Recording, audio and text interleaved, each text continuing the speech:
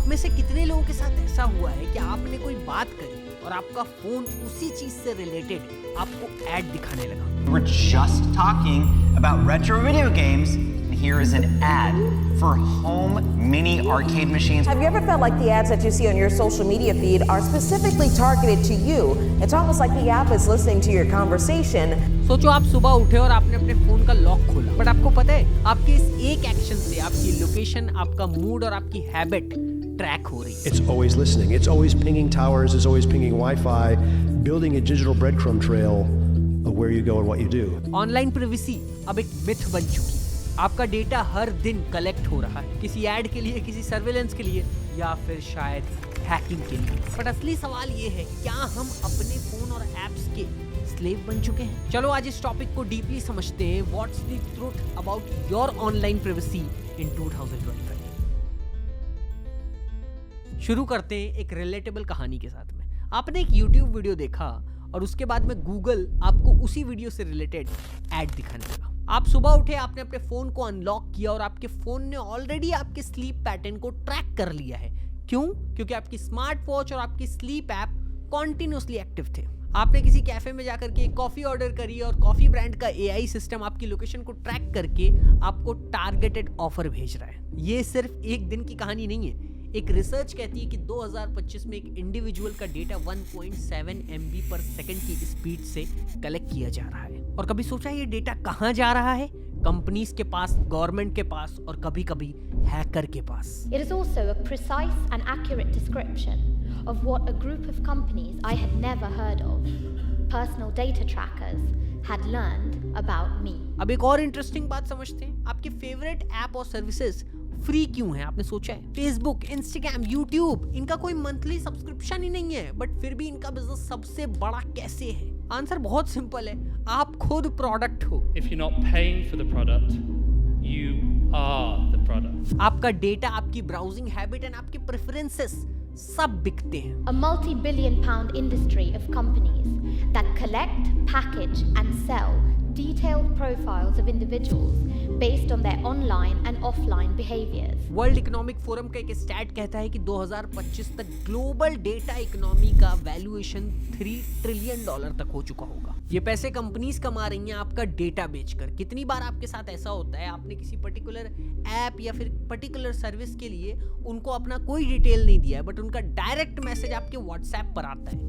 कितना बड़ा privacy myth है। यानी कि आपका data advertisers, AI systems and analytic firms को बेचा जा रहा है। और ये 2025 चल रहा है। यहाँ पर आपका डेटा सिर्फ एड्स के लिए यूज नहीं हो रहा है, आपका डेटा हैकिंग और आइडेंटिटी थेफ्ट के लिए भी यूज हो रहा है। एक रिपोर्ट कहता है कि हर 39 सेकंड में एक साइबर अटैक होता है। आपका ईमेल, आपका पासवर्ड, आपकी बैंक डिटेल्स कहीं भी सेल हो रहा होगा, आपको अंदाजा भी नहीं लगेगा। इवन गवर्नमेंट भी इन साइबर अटैक्स से सेफ नहीं है। उसके बाद में प्राइवेसी मिथ क्यों है?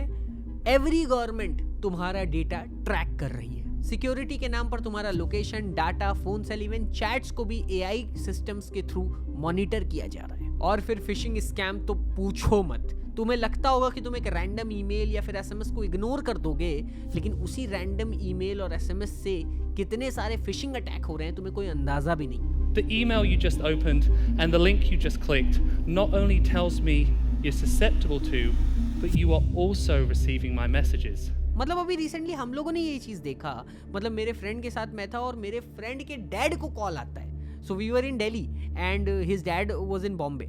एंड फिर डैड को कॉल आता है कि आपके बेटे को पकड़ लिया गया है, एक लड़की के साथ पाया गया, लड़की के साथ गलत हरकतें कर रहा था। डैड बोले अरे क्या हो रहा है? डैड ने छोटे वाले लड़के को बुलाया, हुआ भैया को कॉल करो। भैया को कॉल है, भैया मेरे साथ चिल कर रहे हैं। क्या हुआ पापा? कुछ तो नहीं, मैं तो यहाँ पर हूँ, मैं तो माही भाई के साथ दिल्ली में हूँ। बोला क्या हो रहा है भाई? कुछ भी सीन नहीं था। सीन बस इतना था कि उनका डेटा हैकर्स के पास था और उन लोगों ने कॉल किया था और उनसे 1 लाख रुपए की डिमांड करी थी लड़के को छोड़ने के लिए। और ऐसे कितने स्कैम हो रहे हैं आपको कोई अंदाजा भी नहीं। अरे अभी रिसेंट में मैंने एक इंसिडेंट सुना था। एक बंदे ने एयरपोर्ट पे वाईफाई यूज किया और उसको एक QR पॉपअप दिखाई दिया। अब वो बिना सोचे समझे स्कैन किया और उसको 1 वीक के अंदर उसका ईमेल हैक हो गया। हैकर्स ने उसके बैंक अकाउंट तक को एक्सेस कर लिया। ये गलती बहुत छोटी थी, लेकिन इसके इम्पैक्ट ने उसके पर्सनल लाइफ और फाइनेंसेस को बिगाड़ कर रख दिया। अब ये सब मैं इसलिए बता रहा हूँ, आपके साथ भी ऐसा हो सकता है। एक रैंडम क्लिक, एक अनसिक्योर्ड ऐप, एक नॉर्मल स्कैन आपके डिजिटल लाइफ को पूरी तरीके से तबाह करके रख सकता है। अब QR कोड के अंदर बहुत आसानी से एक हम प्रोग्राम डाल सकते हैं जिससे आपकी पूरी डेटा मेरे पास आ सकती है। अब इसी में एक और बहुत बड़ा सवाल उठता है, क्या हम ऑनलाइन फ्री हैं? वॉल स्ट्रीट जर्नल की एक रिपोर्ट कहती है कि 2025 के टाइम में यूएस जैसी कंट्री के 75% इंटरनेट यूजर्स सर्विलेंस के अंदर है। ये सिर्फ गवर्नमेंट या प्राइवेट कंपनीज का चक्कर नहीं है, तुम्हारी फेवरेट एप्स, इंस्टाग्राम,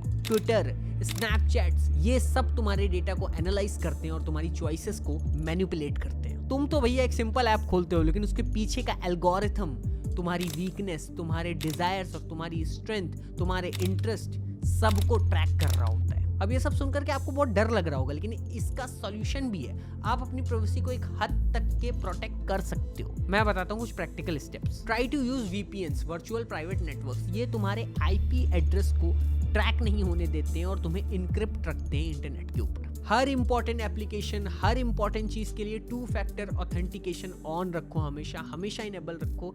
ये एक लेयर चढ़ा देता है तुम्हारी सिक्योरिटी के ऊपर। एक और बहुत इंपॉर्टेंट चीज है कि हर एप्लीकेशन पर जाकर के देखो और जिसकी जरूरत है उसी की परमिशन दो। लिमिट करो अपने परमिशन की। हर ऐप को कैमरा और माइक्रोफोन एक्सेस मत दो। हो सके तो प्राइवेट ब्राउजिंग टूल जैसे ब्रेव ब्राउजर होता है, ये सब यूज करो जो तुम्हारे डेटा को ट्रैक नहीं करते। और एक चीज है कि ऑनलाइन किसी भी मेल, किसी भी SMS पे माइंडफुल रहो, अवेयर रहो।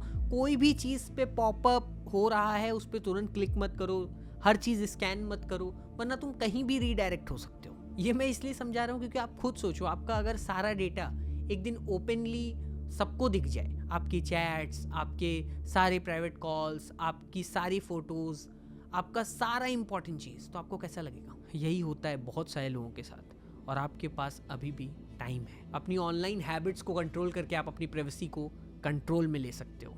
आपको समझना होगा कि एक स्ट्रॉन्ग पासवर्ड और सिक्योर्ड सिस्टम सिर्फ प्रिकॉशन नहीं है, ये आपकी फ्रीडम के लिए वेपन है। आखिर में मेरा आप सबसे एक सवाल है, आप सब अपनी प्राइवेसी के लिए क्या एफर्ट करोगे? ये मैं कमेंट्स में जानना चाहता हूँ कि आप ऐसे कौन कौन से एफर्ट्स डालोगे जिससे आपकी ऑनलाइन प्राइवेसी और ज़्यादा स्ट्रॉन्ग होगी। बाकी ये वीडियो इंसाइटफुल लगा हो तो और भी बहुत सारी चीज़ें सीखने के लिए सीखो को सब्सक्राइब करो। Thank you.